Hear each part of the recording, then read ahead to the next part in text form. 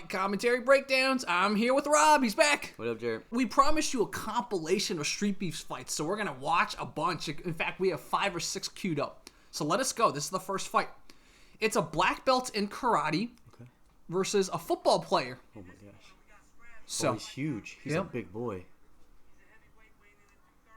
Heavyweight. Oh, my gosh. That guy is like 6'5".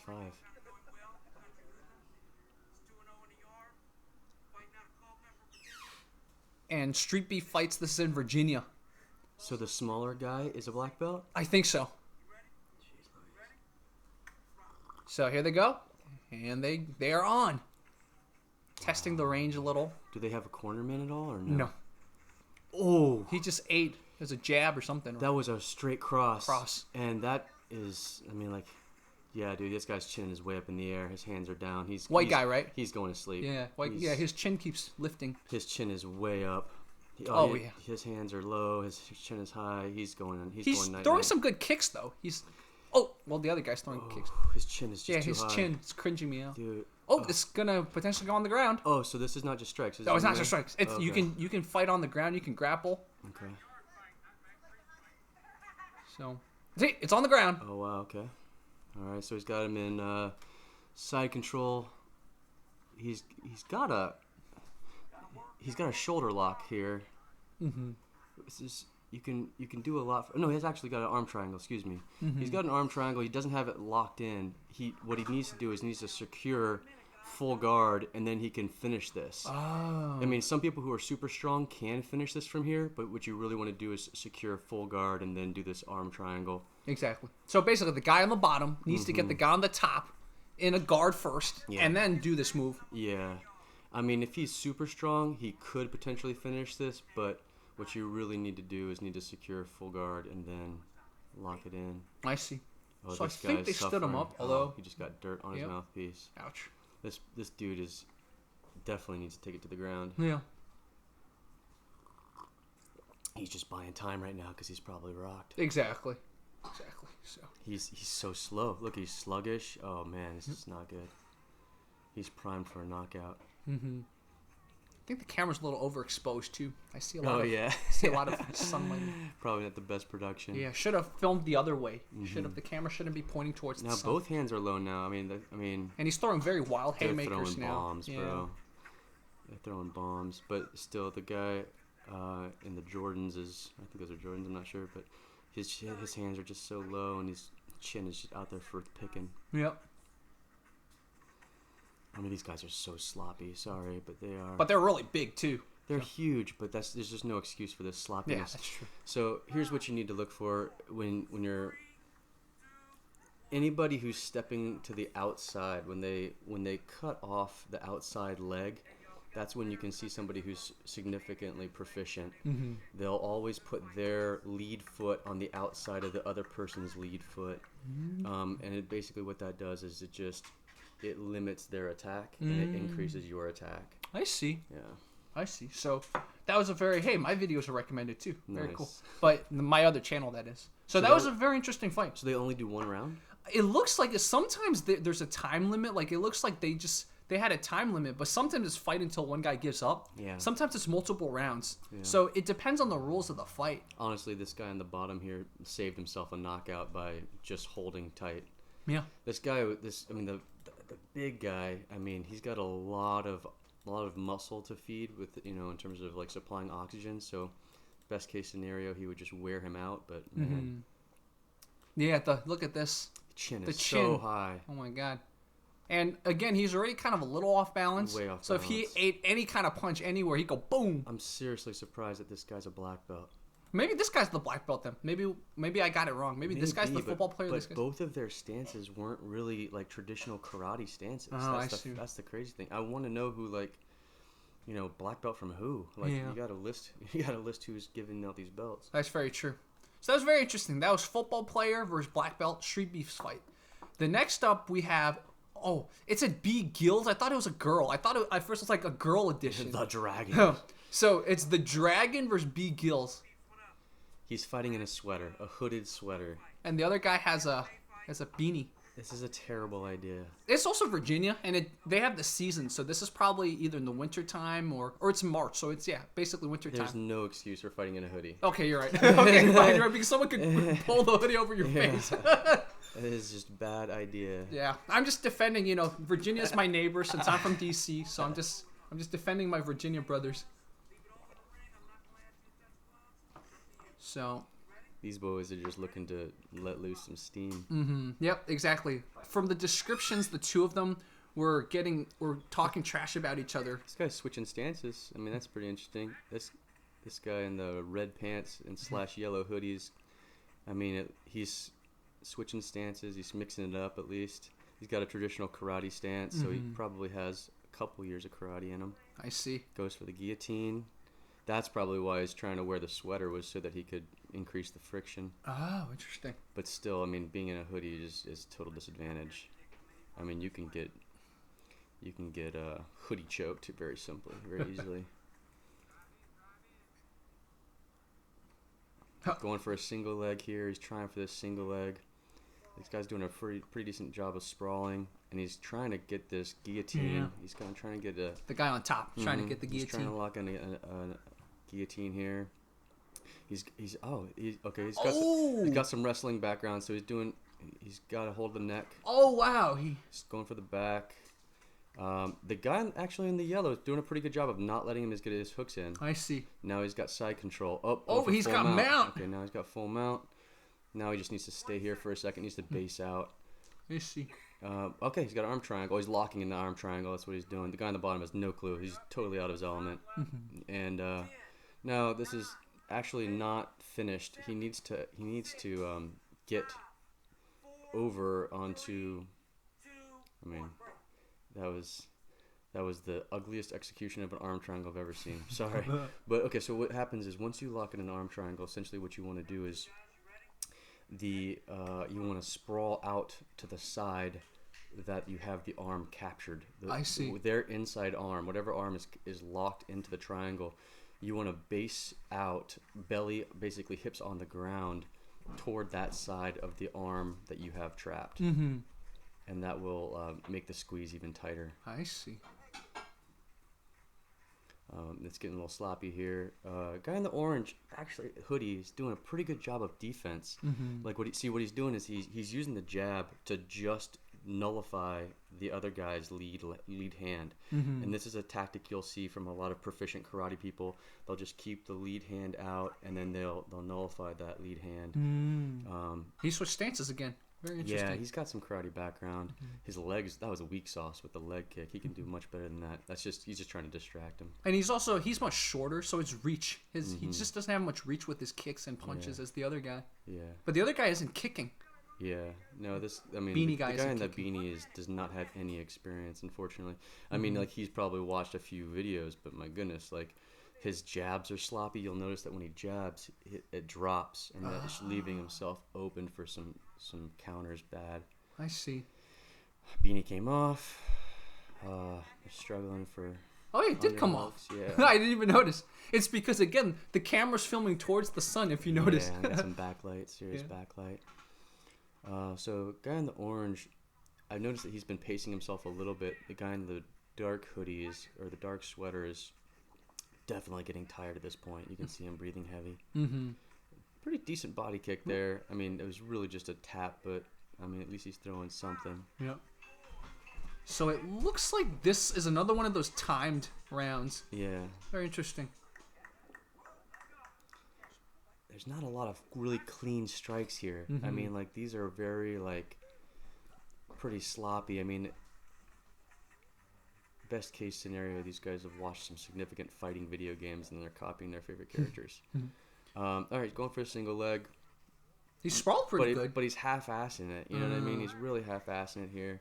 I don't get the sense that they know what to do once they hit the ground. I mean, obviously the guy in the orange, he knew at least to go for the arm triangle. But this is just like the sloppiest execution for a single leg. The guy in the black trunks there could have gone for a crucifix very easily. Basically what that is you would trap the arm when they go in for the single leg, and then you would trap the other arm, and you have a choke right there for your taking, but I don't think he knows to look for it. This is just sloppy.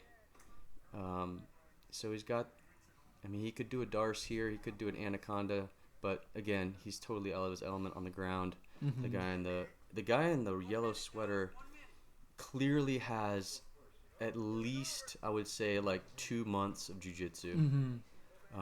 Because he's got good work, snap downs, where you control the neck and you snap down. He's got a guillotine here. Boy, these guys are sloppy. It makes me cringe.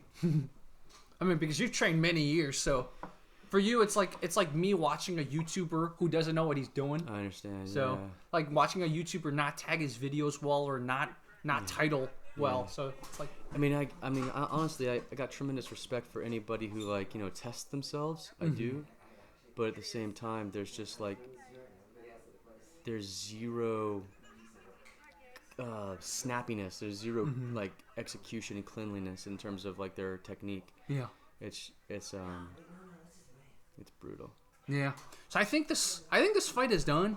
I mean, I think maybe one of the highlights of the fight was the first time they were on the ground. Oh yeah. So this was clearly like the moment where it indicated that the guy in the orange or the yellow had some ability in jiu-jitsu, knew that I needed to isolate this arm and get the arm triangle here.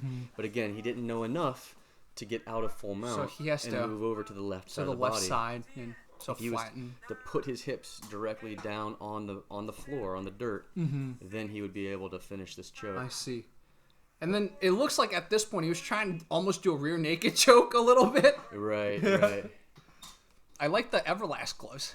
High quality, Big Five. I might even reach out to them. Maybe they can sponsor us in the future. Yeah, for sure. So Everlast. Everlast? Oh yeah, I'm gonna tweet them and be like, "Yo, sponsor us." So now we know. If you're gonna do an arm triangle, make sure there's sprawl out on the side of the arm that's trapped. Yeah, clearly this guy was anticipating that he was gonna try and trap this guy in an arm triangle, but unfortunately he hadn't had enough experience to know that after you lock in the arm triangle, some top level guys can finish it from full mount, but you really want to make the arm triangle tighter by mounting or basically putting your hips on the ground that's on the side of the lock.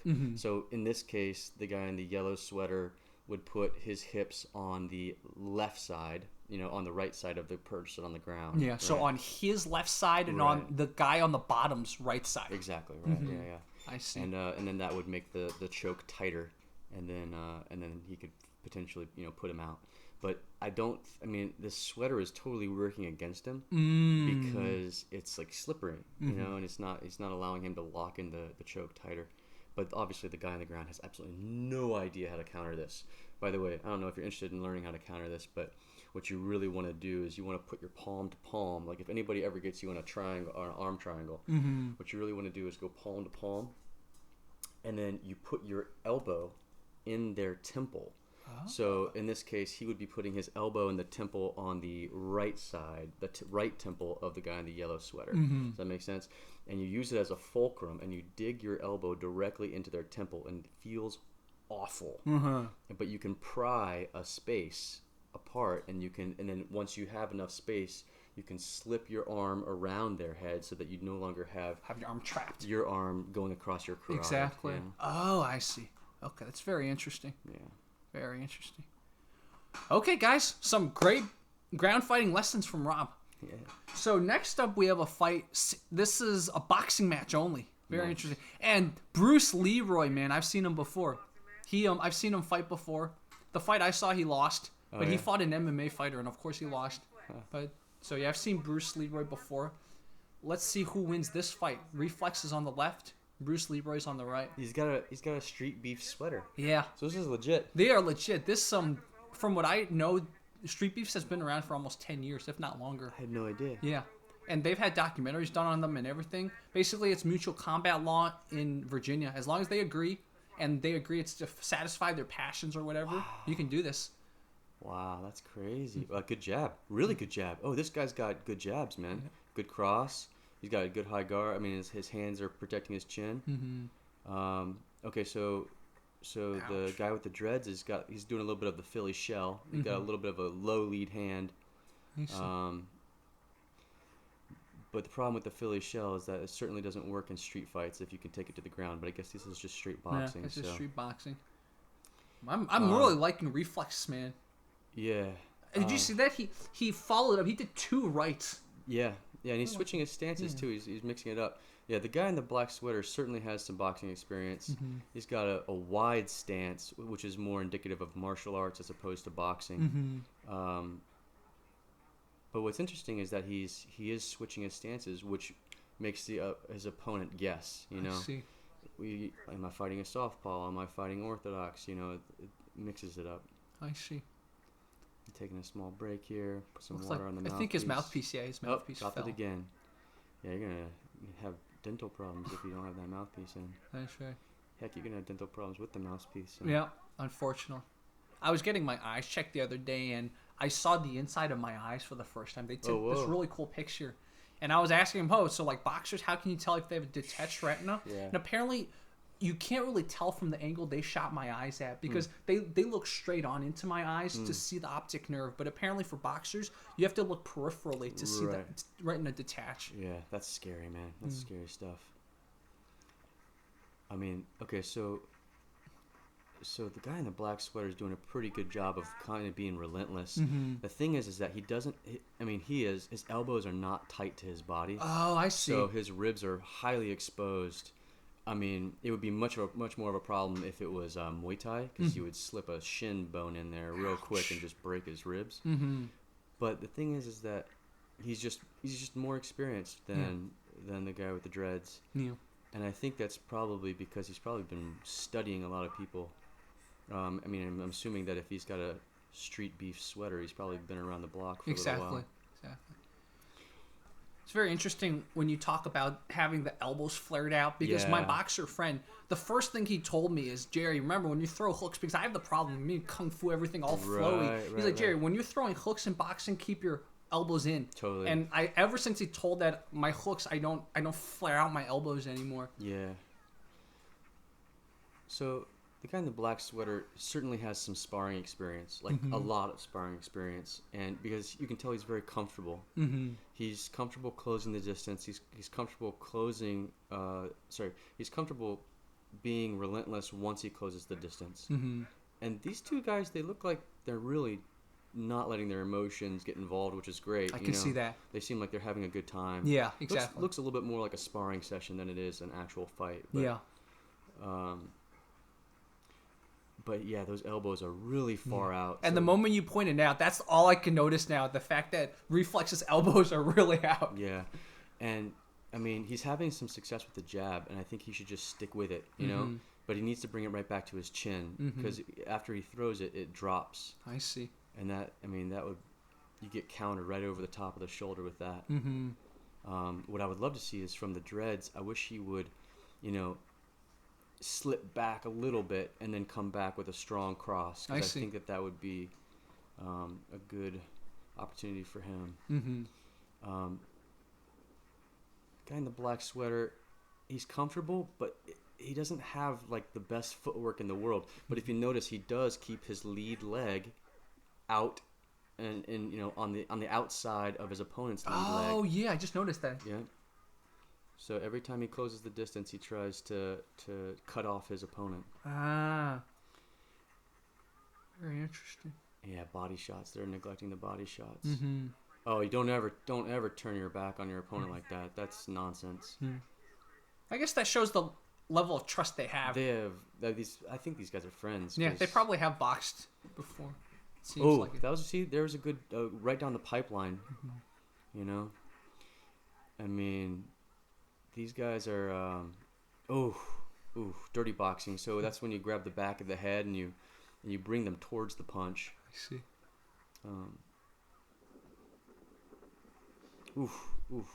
I noticed we haven't seen many clinches. Not like in professional boxing matches. Right. They fight and they clinch and then they hug.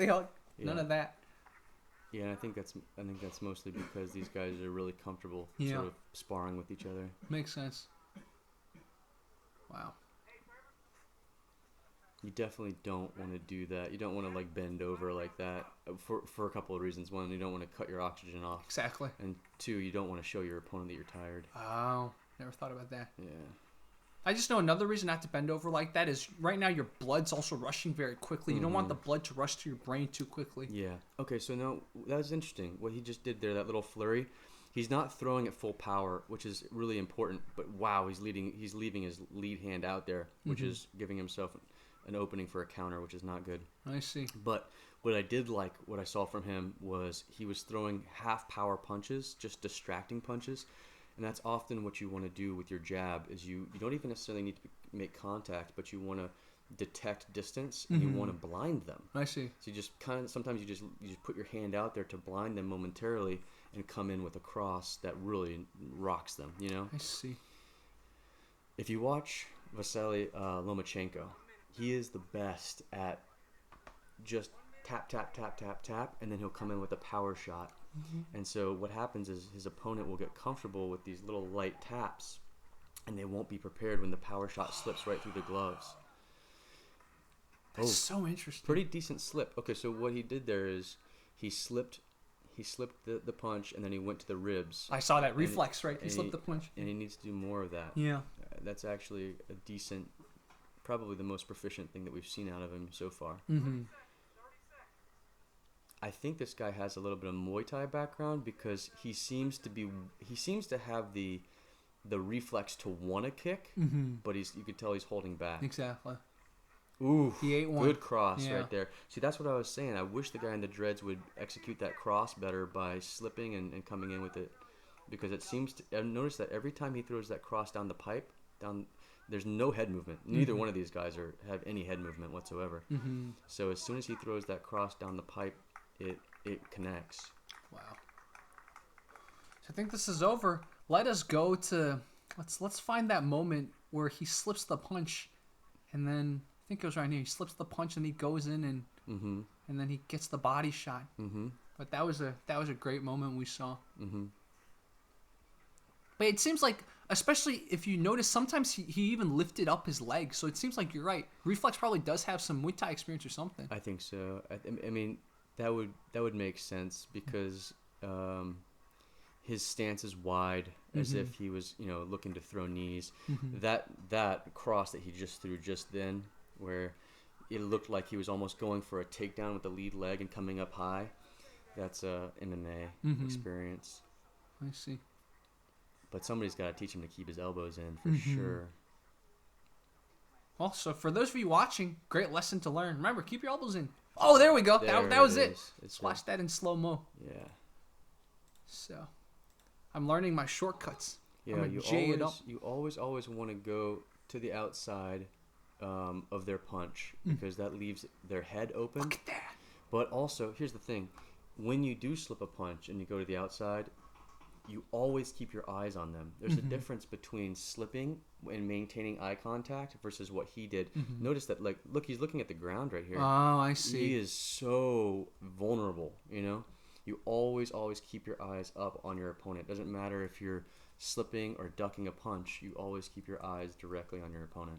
Very interesting and great lesson. I think the eye thing is so important for any sport. In snowboarding, part of the thing about snowboarding is do not look on the ground. You look where you want to go. Right. And you can apply that lesson here too. Totally. You're ducking, but you want to be controlled when you duck. Absolutely. Very interesting. So that was a great fight, guys. That was Reflex the White Guy versus Bruce Leroy. And in fact, we should look at a Bruce Leroy fight in the future. I've seen one where it's him in the ring, doing an MMA fight. Oh, nice. So next up we have Scalfani versus Baby Hulk. And who do you think is Scalfani? Who do you think is Baby Hulk? I think Baby Hulk is on the right. I see what you mean. Oh, that's Scalfani. Oh, I was wrong. I was going to guess on the right was Baby Hulk too because he looks like... A baby. Yeah, a baby. He looks like a baby. So, yep. They touch gloves. Scalfani is on the right. Baby Hulk is on the left. All right, here we go. Here we go. Oh, both of them are barefoot. Interesting. Scalfani's been throwing kicks. Scalfani has decent kicks. You do not want to get hit with those kicks. Yep. Oh, he ate it right. Okay. Ouch. All right. So Baby Hulk has decent protection. I mean, his lead hand is low, which is weird. And his chin just went up big time. Takedown. Whoa. That hurt me just looking at it. All right. So he's got a good full guard. He's got a pretty good full guard that's decently high. He's going for the armbar. Wow, he's got some experience. Okay, good. Okay, he's got an armbar here. But now he needs to roll into an omoplata. If you don't secure the proper arm, what you want to do is you want to go to an omoplata. Or you could just do that. Yeah, no, exactly. I mean, this is controlling. I mean, this is good. Now he needs to sweep him. So here's the rule when it comes to being on the bottom and needing to sweep. Every human body is a 5-legged table. If you remove any 2 of those legs, you can sweep. Now he's in full mount. This is no bueno. And I saw he was trying to move backwards. He was trying to prevent a high guard. Right. He needs to go out the back door here. He needs to what's called upa, meaning he needs to push up and he almost got it. Oh no. He's going for the rear naked here. Doesn't have the hooks in yet, so it's not fully secured. Exactly. Did he just give up? I think he might have given up. Did he just give up? No, he didn't. Maybe it. Oh, his mouthpiece fell, so they stood him up, and they're going to get him back in the same position. Well, that is no bueno. Yeah, so. But he didn't have... I wonder if he's going to allow him to put his hooks in, because he did not have his hooks in last time. Oh, no. Okay, good. Wow, dude. Baby Hulk is honorable, because he could have tried to... he could have tried some... he gave mercy to him. Yeah, he gave mercy to him. Let him up. I mean, that was incredible. Well, I'm rooting for Baby Hulk now. Yeah. Oh, what was that? Superman punch. Oh, no. Oh, no. So he's got control, back control here. He's got... I mean, Baby Hulk is very strong. You can see that for sure. So he's got an interesting side control here, but it looks like Baby Hulk is going for a guillotine, an arm-in guillotine. So, looks like the first round. I would give that to Baby Hulk only because he had full mount. Yeah. He secured full he mount. Almost got it if the other guy's mouthpiece didn't. Yeah.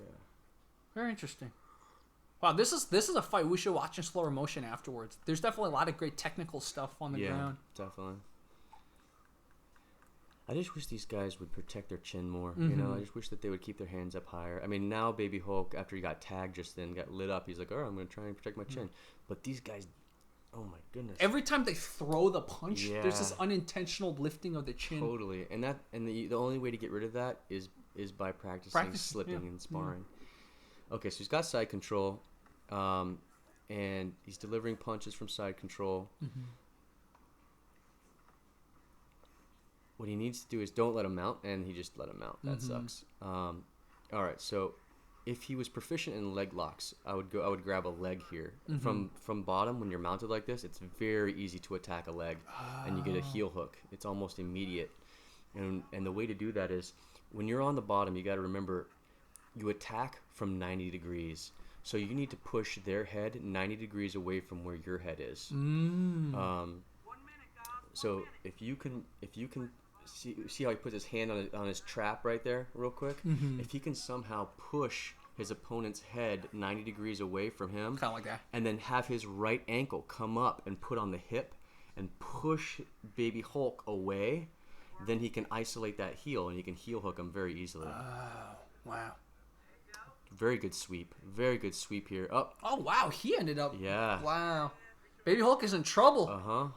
Oh. Don't turn your back. Come on, Baby Hulk. Don't give up. He's got full mount. Oh. Yeah, I think Baby Hulk's giving up. Well, he hasn't given up yet. He's protecting. But he's got an armbar here waiting for the taking. I mean, like, that is just prime picking. But he's not going for the armbar. Yeah. But honestly, this guy, honestly, I think that he's doing he's not being relentless. He's not murdering him. You know what I mean? And he certainly could deliver some terrible damage from this position. Oh, don't do that. You don't deliver elbows That was like an elbow to the back of the head. Yeah, you definitely don't do that. But to be honest with you, those were light. So I honestly think that he was like giving him mercy. I see. Wow. So. But yeah, you can separate someone's spine that way by punching to the back of the head or delivering an elbow to the back of the head. So Scalfini Scalfini got this, but still, there were some really great ground moments. Let's watch this in slightly slower speed. You know, I was actually really surprised that Scalfini pulled off the sweep. I thought for sure Baby Hulk had the superior ground game. Yeah. He goes for the Ouch. That hurt my backbone. Yeah, it did. He does a good job of wrapping him up here. Mm-hmm. He's got a good guard.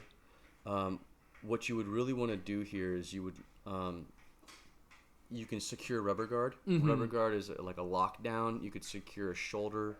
He's got a good high guard here. He goes into almost an omoplata. Mm-hmm. He doesn't secure it entirely. He could, if you don't have the omoplata, what you can do is you can pull them back into a triangle. Mm-hmm. But, I think what happened here was Baby Hulk had known enough to try and put his leg over the top to try and prevent that triangle transition. Mm-hmm. But then he gets stuck here with both arms inside. Yeah. So this guy's got some jiu-jitsu experience for sure. Mm-hmm. I would say this guy has at least a year of jiu-jitsu experience. Wow. And then... So instead of just holding him here, what he needs to do is he needs to actively look how to sweep. Mm-hmm. So what you can do is do what's called a lockdown, meaning he could trap that leg. Mm-hmm. And when you trap that leg, you stretch it out. And when you stretch it out, see now he just got mounted. Mm-hmm. When you trap that leg and stretch it out, what you do is you remove their ability to maintain their center of gravity. I see. And when you do that, you eliminate their ability to generate power. So if you keep their center of gravity constantly in flux, then you don't have to worry about getting tagged as hard. I see. And that's what the lockdown is great for. The lockdown is also great for pulling off sweeps. Mm-hmm. You can actually make your way to their back by locking down one of their legs and then sweeping them over and then going behind them. Wow. And this is where the fight got reset because his mouthpiece got stuck. Yeah, which is bogus. Yeah. Totally bogus. I think man. that Baby Hulk was incredibly honorable here and gave him mercy. But I think that had that mouthpiece, thing not worked out for him, I think it would have been night-night. Yeah, exactly. Because, Baby Hulk just rained down some punches on here. Yeah. Flattened him out, and then he could choke. Yeah. So, and then the second ground session they had was, the fight around... the second time it ends up on the ground almost immediately, so he ducks the punch. Yeah, you could tell that Scalfini was much more comfortable on the ground. He wanted to take the fight to the ground. Mm-hmm. And this time, and at first Baby Hulk is side control again. Yeah, he's got decent side control here. You can always tell a difference between high level people and people who are just starting out. This is good though in terms of like the distance between them. But when you see somebody who's got control, side control or otherwise, you can always tell by how much of a gap is between the bodies is usually, how much space they're giving up is how proficient they are. I see. If there's a lot of space, there's a lot of room for sweeping and a lot of room for escape. Mm-hmm. And so at this point, he's still mounted. Yeah, this could be terrible for Scalfini, and I'm really surprised that Scalfini ended up getting the sweep. Mm-hmm. So let's see how he did it. So my take on this best case scenario. Remember how I was saying you need to get your head 90 degrees away from their head, right? So you can see that he's kind of working towards that a little bit. Mm-hmm.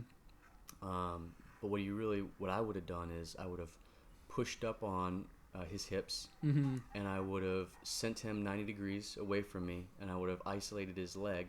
I would have wrapped my legs around his leg, and I would have heel hooked him right there.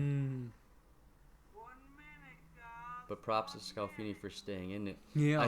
Honestly, I think Baby Hulk, was very generous in this exchange. He really didn't rain down a lot of power shots. He could have rained down a lot of power shots. Exactly.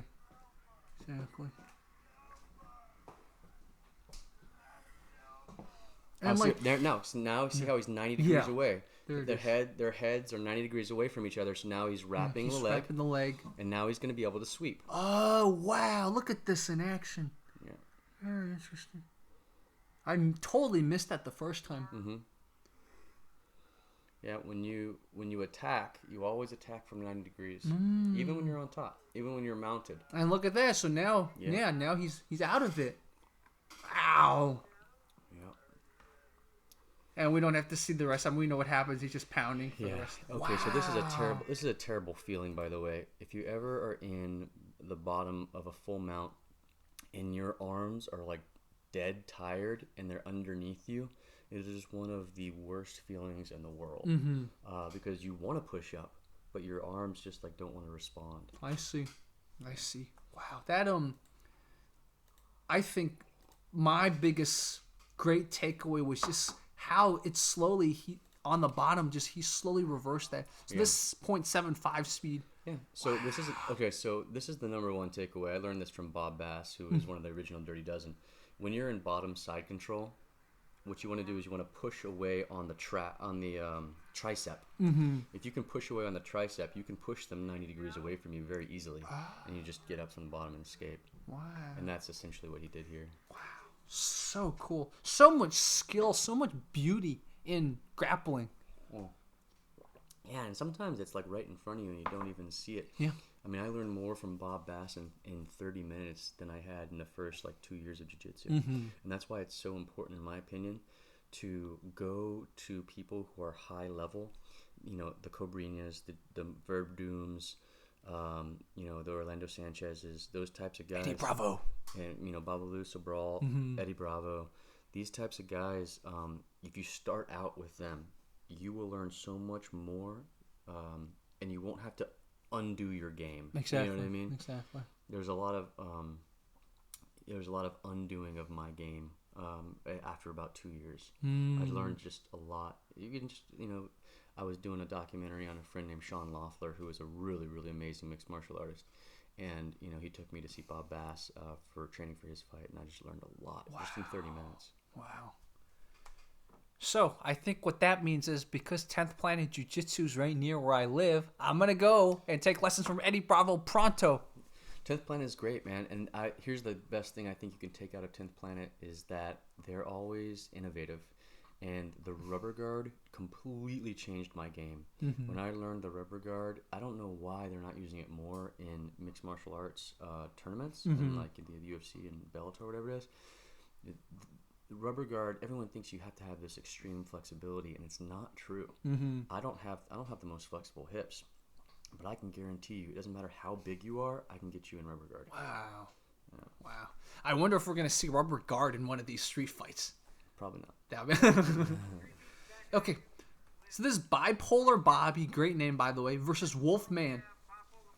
Bipolar Bobby. So that's Bipolar Bobby. Oh my god. Bipolar Bobby is literally giving up what looks up to be about 40 pounds. So yeah, it's a very different weight class difference. And from the description, the two of them are fighting over a woman. So this is going to be a fun. You never want to fight emotional. Nope. When you fight emotional, what happens is your judgment is totally clouded. Bipolar Bobby's chin is way up high. And he almost slipped. And he's just so sloppy. I mean, he's just winging punches. There's like a high school or middle school fight. Yeah. But hey, it's over a woman. You gotta get the... This is brutal. Up in the bushes. Boom. Taken down. Ouch. He also hit his head on a small tree. You can tell this is actually January 13th. This just happened recently. Oh my goodness, these dudes are killing me. Yeah. Bipolar Bobby looks like he is a meth head. Ouch. To the temple. He's going for a headlock. He doesn't know what he wants to do. I think he has a tramp stamp. Taken down. Taken down. I can't tell if that's tramp stamp or if that's just dirt. Okay, this is a terrible position to be in. He's holding on to the headlock for no reason. Yeah, get out of there. Just getting get hit. out of there. Side control. Terrible, terrible position to be in. Neither person has any idea what they're doing on the ground. Bipolar Bobby has to let go of this headlock. There's no reason to hold on to this. He's literally just giving up his arm for control. And he's giving up his back. Yeah. Stand, y'all. I'm gonna stand y'all up. Bipolar Bobby's taking punches to the face. Bipolar Bobby's just in survival mode. He doesn't know what he's doing. He has no idea what he's doing. And he's going for the guillotine, but it's not really a guillotine. It's more like a snap down. And Wolfman is delivering damage from the top of north-south. Wow, okay. I think Bipolar's done. Bipolar Bobby should be done. He definitely hurt his shoulder from trying to maintain that headlock. Yeah. He's out of it. He's completely out of it. Wow. Yeah. Well, that was to be expected. I mean, you don't give up 50 pounds in a fight. Ow. Wow, that was brutal. So I hope they resolved it. I hope that feels resolved for them. I don't know if that was, but that was bam. Oh, right there he hits the back. I kind of feel like in this scenario, because you can get significantly injured, I feel like it's irresponsible to let people do this, where it's like no holds barred sort of, because these two guys have no idea what they're doing, and I would much rather them be in a controlled environment where it's like maybe just boxing. I see. You know what I'm saying? I see. I would say, how about just make the ground like smooth padded. or something? Yeah, padded, exactly. Yeah, put him in a gym so that nobody has any significant brain damage. I mean, Bipolar Bobby might have ripped out his shoulder here because he just has no concept of how. I think he was trying to sweep, but he doesn't know for sure because he's literally completely in survival mode. Yeah. Yeah, his shoulder looks pretty. Like that does jacked not up. look comfortable. No, What's I mean, going you could on? totally get ripped off here. Yeah. So. Yeah, so guys, learn wrestling, learn catch wrestling, learn Greco, learn something. Learn how to survive on the ground because you don't want to end up like this. So, worst case scenario, let's say you're in this position. What you really want to do is you want to get your feet closer to their feet. So when you sweep in this scenario, you want to line up your head with their head and your feet with their feet, because that's the only way you're going to get them to topple over you. I see. Does that make sense? But he should let this go. Yeah. Certainly he should have let this go a while ago. Yeah. Because once he let this go, the Wolfman, he doesn't know how to maintain top control anyway. Yeah. So he could have slipped out the bottom. Yeah. Exactly. But essentially what Bipolar Bobby did was he kept the weight on himself. Yeah. Unintentionally. And kept the shoulder very badly, awkwardly. Oh, yeah. Like, I mean, that just looks like it hurts. Yeah. Wow. So here, what he could have done is locked in either an anaconda or a Darce choke. The anaconda was my favorite choke for the longest time. And it's very easy to roll directly into it from this position, but Wolfman has no clue how to do that.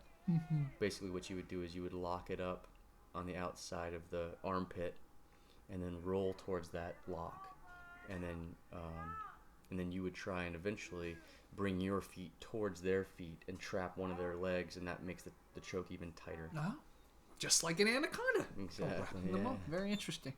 I love how Wolfman celebrates like he just had this great victory. Yeah, even though he was much heavier. Yeah. And yeah, very interesting. Guys, learn how to fight on the ground, man. So important. So next up we have Country Hoodlum versus... Are there no jiu-jitsu academies in Virginia? I think there are, but this is not Northern Virginia. This Streetbeefs takes place in... I'm going to say... Let's do a search right now. Oh my goodness. I feel like these guys would benefit so greatly from some Harrisonburg. jiu-jitsu. Ooh, that's not... I feel like... Again... I to all my Virginia subscribers, I'm really sorry. I haven't really been to much of Virginia besides Northern Virginia and where UVA is. Where's UVA? Greensboro, whatever that, Blacksburg, whatever that place is called. So I don't know much of Southern Virginia or Central Virginia. Look up Harrisonburg Jiu-Jitsu. Yeah, that's actually a good idea. Harrisonburg Jiu-Jitsu. We're going to plug a Jiu-Jitsu academy in Harrisonburg. And then we'll tweet them. Yeah. So there's karate, kickboxing, MMA, Tai Chi. Oh, there it is. Pressure Brazilian Jiu-Jitsu. Now let's make sure that it's really in Virginia. Yeah, exactly. Is there a way to click on it? Yeah, Harrisonburg. Okay, listen, guys. Go to Pressure Jiu-Jitsu, Pressure Brazilian Jiu-Jitsu in Harrisonburg and get some classes. So it only has one... Let's look at the website. It only has one review, though. So it will... Andy Nguyen. Let's look at him. Andy Nguyen. He's a first-degree BJJ black belt under Tony Passos. Andy Nguyen. So, there it is. Andy the Crazian. Ooh, it's a woman? Oh, no, this is different. Andy Nguyen. Never mind. But, yeah, Andy Nguyen. Andy Nguyen, and then maybe we can search up his sensei.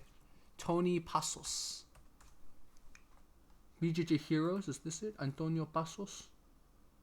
Yeah, Northern Virginia Jiu-Jitsu Academy. So that's Tony Passos. All right, and he got his black belt from De La Hiva.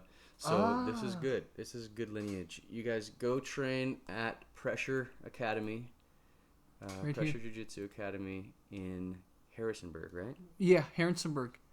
Harrisonburg. Yeah, that's very interesting. So there are. Okay, that's good. There If are. you don't know the De La Hiva guard, you will learn it here. Yeah, De La Hiva. And then, what else is there? There's Harrisonburg MMA. So this has Jiu-Jitsu too. Mm-hmm. Jeremy Harrison. But I think knowing the other guy has a De La Hiva lineage. Yeah, we just go with that. Guys, Pressure Brazilian Jiu-Jitsu Academy. We're just giving you a plug right here. I mean, everybody in Harrisonburg that wants to do street beefs, excuse me. Yeah, dude, this kind of stuff. You will mop up. You will clean house. Just go train jiu-jitsu. Okay. Well, let's end with this one then. Country Hoodlum versus Takita. Country is with a K. Oh, Country with a K. That's right. Look at that. One has a bandana. The other has a hoodie. Look at the nice shoes, man. He's color coordinated. So this is Takita. I wonder if they asked them to dress Yeah, maybe. differently. Like, in terms of, like, just non-conventional. Maybe. It does add to the appeal of this. I noticed the guy in the white hoodie in the background has been in multiple audience members. So maybe he's one of the organizers. Okay. Oh, wow. Got clip to see how he recovers. Yep. So Country's... Ooh, okay. Ooh. So, guy in the red beanie's got decent hands. Yeah. Except he leaves himself exposed quite a bit. Definitely. But he's got good... both these guys have okay stance. Yep. But, again, their chins are high. Mm-hmm. Chins are very high. I would say red beanie's got the advantage in the striking so far. Mm-hmm. He's not guarding his chin, that's for sure. So it's anybody's fight at this point. Let me see. Um, Oh, great kick. the bandana guy is completely scared. He's and he fell again. He's terrified at this point. He's in survival mode. Mm-hmm. These guys need to establish a jab. Uh-huh. I mean, like, let's just start with that. Start with the jab. Mm-hmm. That was pretty good. That was pretty decent. You should keep doing jabbing. That. Oh, Ow. getting rocked. Woo. Getting rocked. Wow. Now, is this just boxing or is this jiu-jitsu also? I think because it says MMA. Okay. So I Alright. assume they're just... It feels like they both just want to keep Yeah, standing. exactly.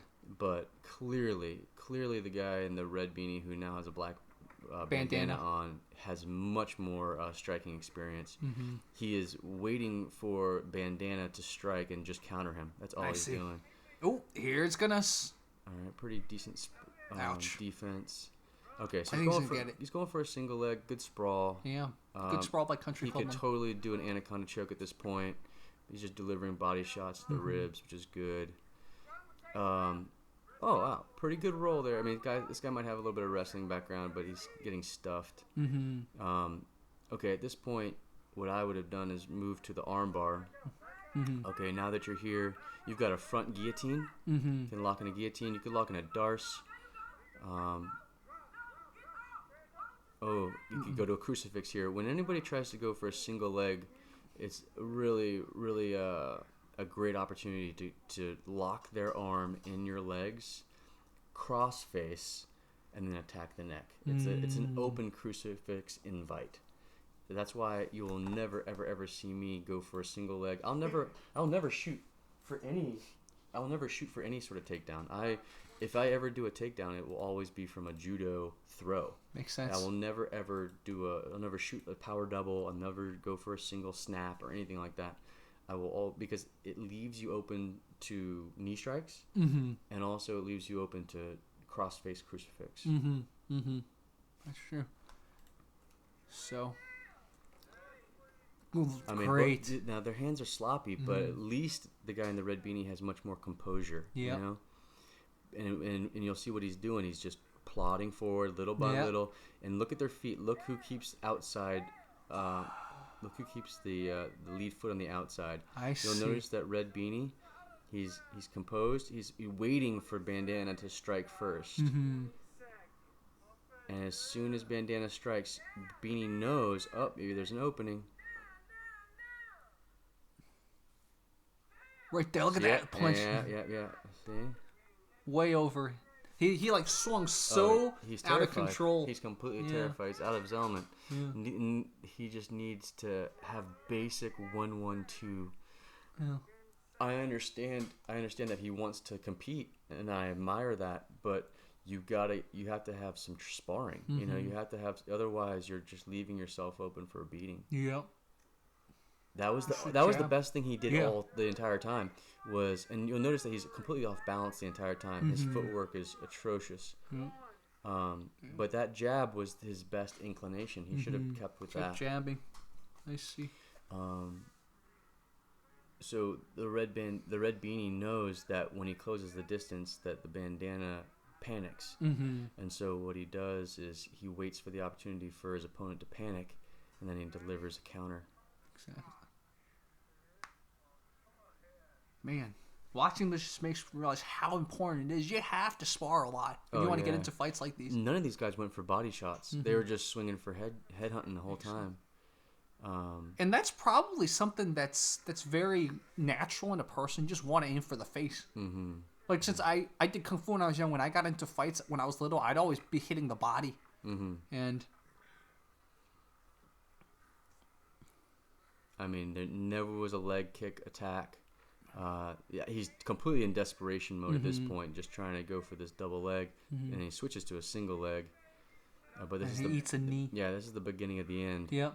This is why you'll never see me shooting a double leg or a single leg, because your knee strikes, and this north-south position is atrocious. You never want to be caught in this. Exactly. Your neck is available for the taking. What he needs to do is he needs to put his butt on the ground and try and back out of this. You know? As in our guy in black, right? Yeah, the guy on the bottom. He got the pressure. You see how he rolled to his side. Yeah.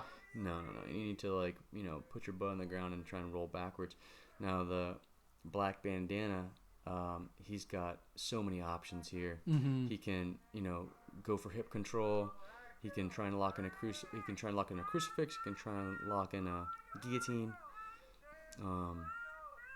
Or he can just continue to damage, the ribs. But this is the beginning of the end here. When he's just clinging onto the leg like that. Yeah. Yeah. And then bam. So see how he's got hip control. Hip control is imperative. Now he's got essentially back control with no hooks in. Yeah. But see how when you control the hip, you control the entire body. Yeah. And so you see these high-level wrestlers, all they're doing is maintaining hip control. Top-level Brazilian Jiu-Jitsu practitioners, they will pin your pelvis to the mat. And when your pelvis bone is pinned to the mat, you cannot move. Oh, wow. It is so frustrating. I see. Wow. Very interesting, guys. So what did we learn, people? Remember, your chin, also jab. Remember, jab. And then we also learned on the ground, people, you have to learn how to fight on the ground. Use the jab to establish distance and to blind the opponent. Don't swing with all your energy at the opening of the round. Save it. And for the love of God, get some jiu-jitsu in your pocket. And as a bonus, people, remember to keep your elbows not flared. Like, keep your elbows in.